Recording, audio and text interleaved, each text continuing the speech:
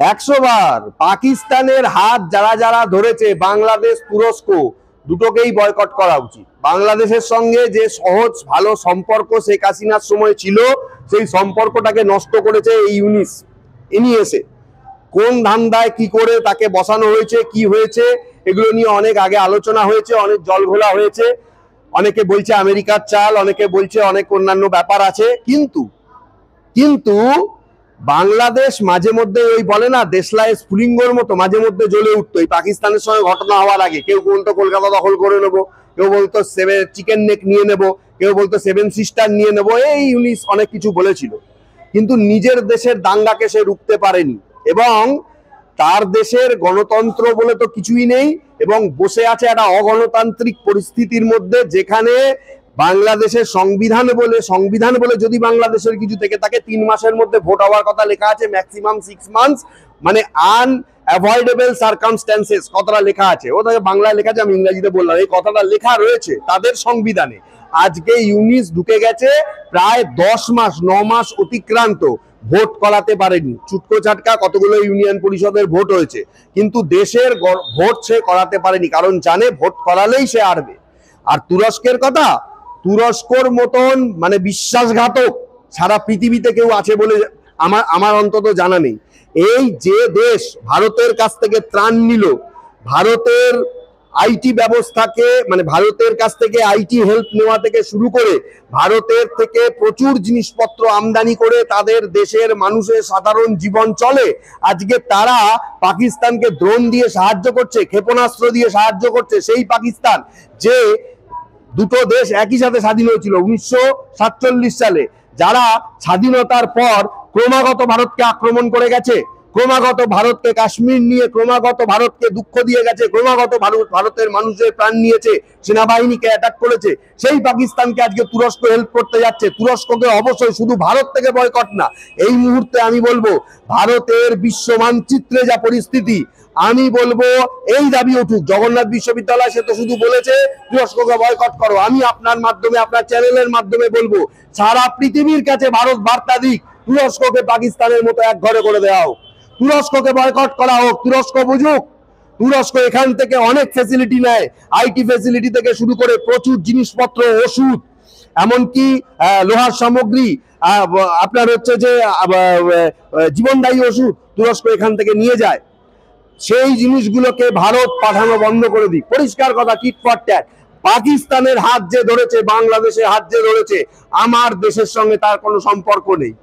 আমরা তো পাকিস্তানকে থামিয়ে দিয়েইছি, তুরস্ককেও আমরা বুঝে নেব। দম থাকলে তুরস্ক কিছু করে দেখাক, ভারতের উপর কিছু করার ক্ষমতা নেই। সুপ্ত বাসনা পাকিস্তানের মাধ্যমে ভারতের উপর অ্যাটাক করার, বাংলাদেশের মাধ্যমে ভারতের উপর অ্যাটাক করার, সেই বাসনা তাকে ঘুচিয়ে দিতে হবে। তুরস্ককে সারা পৃথিবীর থেকে বয়কট করার সিদ্ধান্ত গ্রহণ করা হোক। আমি বিদেশ মন্ত্রকের কাছে বিশেষভাবে অনুরোধ করব, দেশের প্রধানমন্ত্রীর কাছে অনুরোধ করব, আপনি যেমন সারা পৃথিবীতে ভারতের মানচিত্রকে উজ্জ্বল করেছেন, ঠিক সেই রকমই ভারতের বিরোধিতা করার জন্য, পাকিস্তানের হাত ধরার জন্য তুরস্কের বিরুদ্ধেও সারা পৃথিবীতে আপনি বলুন, সারা পৃথিবীতে আপনার যে কানেকশন আছে তাদেরকে আপনি বলুন তুরস্ককে যেন বয়কট করা হয়। এবং পাকিস্তানের থেকে খারাপ অবস্থা হবে এই তুরস্ক আজকে বুঝতে পারছে না তুরস্কর কি অবস্থা হবে, সেটা তুরস্ক কতদিন পরে বুঝতে পারবে, যখন জীবনদায়ী ওষুধ আমদানি করা বন্ধ হয়ে যাবে না। আর চিটিং বাদ চীন কোনোদিনও দেবে না। চীন খুব আনন্দে লাফাচ্ছে, চিটিং বাদ চীন যত ওই ক্ষেপণাস্ত্র দিয়েছিল পাকিস্তানকে সবই ব্যাকডেটেড। ওই জন্য একটা কথা আছে, made in China, made in China, এই কথাটা খুব চলে ভারতে। মানে চাইনিজ প্রোডাক্ট কম দামে পাওয়া যায় কিন্তু টেকসই নয়, তা সেটাও প্রমাণ হয়ে গেছে যুদ্ধে, যে চায়নার যে মালগুলো ব্যবহার করেছিল সেগুলো সব ধ্বংস হয়ে গেছে। সুতরাং এই কথা মনে রাখতে হবে, চীনের ওপরে ভরসা করে তুরস্ককে হয়তো ভবিষ্যতে চলতে হবে। ভারত থেকে আমদানি সব বন্ধ করা হোক, জীবনদায়ী ওষুধ আমদানি মানে যে ভারত রপ্তানি করে বন্ধ করা হোক, এবং তুরস্ককে একঘরে করে দেওয়ার, এবং তুরস্কের বিরুদ্ধে সারা পৃথিবী থেকে প্রতিবাদ আমি চাই বিদেশ মন্ত্রক এবং দেশের প্রধানমন্ত্রী তার অবশ্যই সেই জায়গাটা করুক। অবশ্যই এটা আপনারা না বোঝার কোনো কারণই নেই, কোনো কারণই নেই। ইউনিস আসার পরে পাকিস্তান এবং বাংলাদেশ যৌথ বিবৃতি দিয়েছে, পাকিস্তানের টেলিভিশন থেকে সম্প্রচার করা হয়েছে সেটা। প্রতিটা নিউজ চ্যানেল দেখিয়েছে, তারা বলছে বাংলাদেশ আমাদের ভাই, তাদের দিকে যে তাকাবে এই করবে, মানে প্রকারান্তরে ভারতকে হুমকি দিয়েছে। এবং আমরা সবাই দেখেছি, আপনাদের চ্যানেলও দেখিয়েছে কিভাবে চট্টগ্রামে পাকিস্তান থেকে অস্ত্র বোঝাই জাহাজ ঢুকেছে, কিভাবে ঢুকেছে। এবং আরো ঘটনা হচ্ছে যে পরমাণু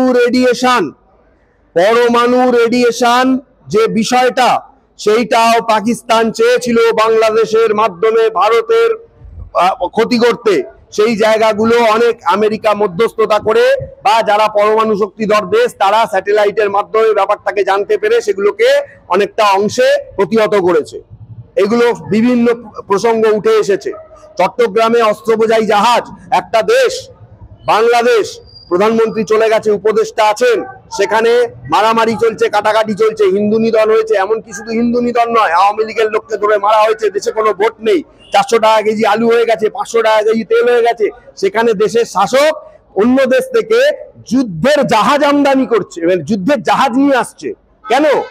তার সঙ্গে যুদ্ধ করার জন্য। সুতরাং এটা পরিষ্কার পাকিস্তানের একদম বন্ধু হতে চায় ইউনিস, এবং সেই বার্তাই সে বারবার দিয়েছে। এই কয়েকদিন আগেও ইউনিস কোথায় একটা, মোহাম্মদ ইউনিস তিনি কোথায় একটা গিয়ে বক্তৃতা দিচ্ছেন, আমার জায়গাটা মনে পড়ছে না, সেখানেও কার্যত তিনি ভারতের নিন্দা করেছেন।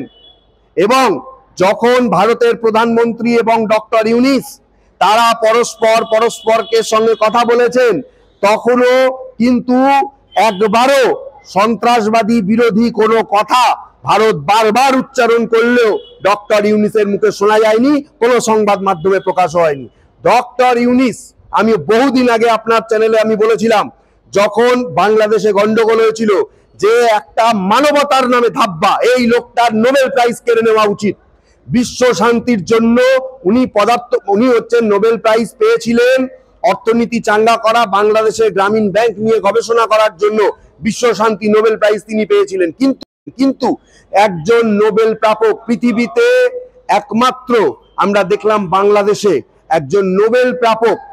সাধারণত ধরা হয় নোবেল প্রাইজ যারা পান তারা পৃথিবীর কোনো না কোনো উন্নতি করার কথা ভাবেন, বা তারা এমন কিছু একটা করেন যার জন্য পৃথিবীর মানুষের উন্নতি হবে, যে কোনো সেগমেন্টের নোবেল প্রাইজ সেই জায়গাটা দেখেই দেওয়া হয়। আজকে ডক্টর ইউনিস আসার পরে বাংলাদেশের সঙ্গে এশিয়ার প্রত্যেকটা কান্ট্রির মানে খারাপ সম্পর্ক, এক্সেপ্ট পাকিস্তান। বাংলাদেশ আজকে ভারতবর্ষকে যেভাবে চোখ রাঙিয়েছে, যেভাবে বলা হয়েছে সেখান থেকে সেনাপ্রধানরা আসাম দখল করব, কলকাতা দখল করব, 7 সিস্টার দখল করব, চিকেন নেককে বন্ধ করে দেবো, কার অত বড় ক্ষমতা? আজকে ভারত যদি না চাইতো 1971 সালে আজকে বাংলাদেশের জন্ম হতো না।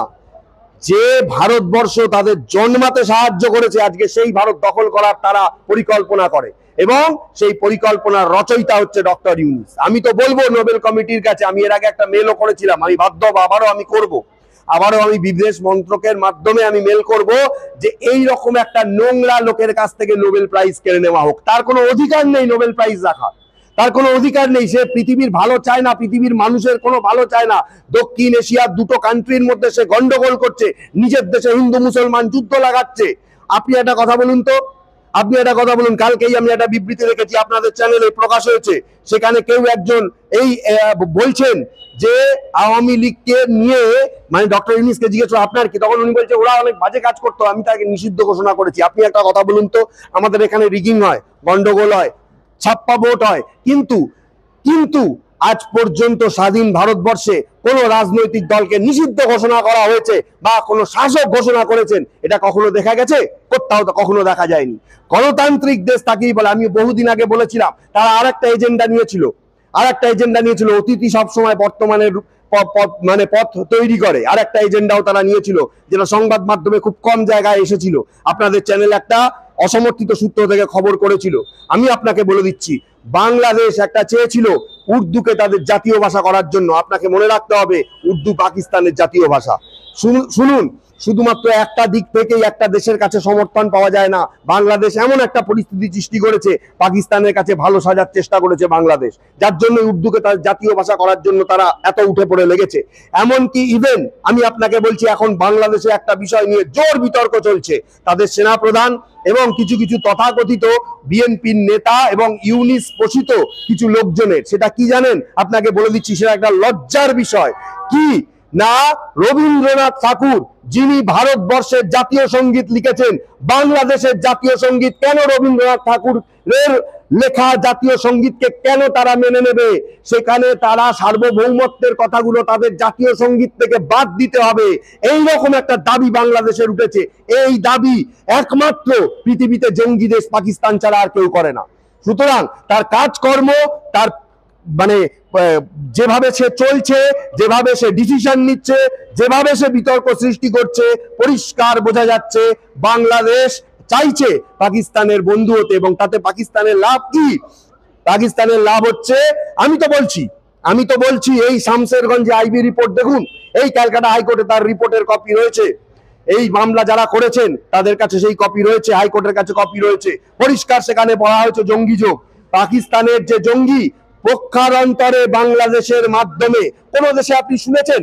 আমি অবাক হয়ে যাই। ঠিক আছে, একটা সরকারের পতন হয়েছে, কতটা নির্লজ্জ বেহায়া হলে সেই একজন প্রধানমন্ত্রী, যশস্বী প্রধানমন্ত্রী তাদের শেখ হাসিনা, যথেষ্ট ভালো প্রধানমন্ত্রী তিনি, বাংলাদেশকে তিনি একটা গণপ্রজাতন্ত্রী দেশে রূপান্তরিত করেছেন এবং ভালো তিনি নেতৃত্ব করছিলেন। তার অন্তর্বাস নিয়ে তারা মানে আনন্দ করে। কতটা পাগল হলে, কতটা বিকৃত মস্তিষ্ক হলে কোন দেশের লোক প্রধানমন্ত্রীকে তাড়িয়ে তার বাসভবন লুট করে, তার অন্তর্বাস নিয়ে সারা সংবাদ মাধ্যমের সামনে আস্ফালন করে। কতটা বিকৃত মানসিকতার পরিচয় হলে? এই বিকৃত মানসিকতা পাকিস্তানের রয়েছে, এই বিকৃত মানসিকতার পরিচয় আজকে বাংলাদেশ বহন করছে। পরিষ্কার, একদম সবকিছু পরিষ্কার যে পাকিস্তান এবং ওই শামসেরগঞ্জের ঘটনা বাংলাদেশের মদতে হয়েছে, আইবি রিপোর্টে পরিষ্কার। আমার কথা নয়, গোয়েন্দাদের কথা, যে গোয়েন্দারা এখানে রিপোর্ট দিয়েছেন তাদের কথা, যারা তদন্ত করেছেন হাইকোর্টের নির্দেশ অনুসারে তাদের কথা। আপনি সেখানে রিপোর্ট অবশ্যই তাদের সঙ্গে যদি আলোচনা করেন আপনি সবকিছু জানতে পারবেন। এবং আরো একটা কথা বলে শেষ করব, বাংলাদেশের পাকিস্তান সমর্থিত কিছু জঙ্গি ছিল যাদেরকে শেখ হাসিনা বহুদিন ধরে জেলে ঢুকিয়ে রেখেছিল। শেখ হাসিনা যেদিন বেরিয়ে গেল, বিএনপি নেতারা কার্যত জেল ভেঙে 600 জঙ্গিকে সেখান থেকে আজাদ করে দিয়েছে। এবং তারপরেই বাংলাদেশে গন্ডগোল, শামসেরগঞ্জের গন্ডগোল এবং পাকিস্তানের সঙ্গে এত মিলমিশ। সুতরাং এটা বোঝা যাচ্ছে যে বাংলাদেশ পাকিস্তানের সঙ্গে এখন হাত মিলিয়ে ভারতের ক্ষতি করার চেষ্টা করছে। কিন্তু আমি একটা কথা বলবো, ভারতীয় আর্মি, আমি কোনো দলের কথা বলবো না, ইন্ডিয়ান আর্মি এবং ভারতের লোকজন ভারতের উপরে পাকিস্তানের অ্যাটাক তারা দেখে নিয়েছে। বাংলাদেশ যদি কিছু করে তার পরিণাম কিন্তু খুব একটা ভালো হবে না, সেটা যেন তারা মনে রাখে। বাকি আমার আর কিছু বলার নেই। জয় হিন্দ, জয় ভারত। ইন্ডিয়ান আর্মিকে আমি ভরসা করি, দেশের মানুষ, দেশ সুরক্ষিত থাকবে।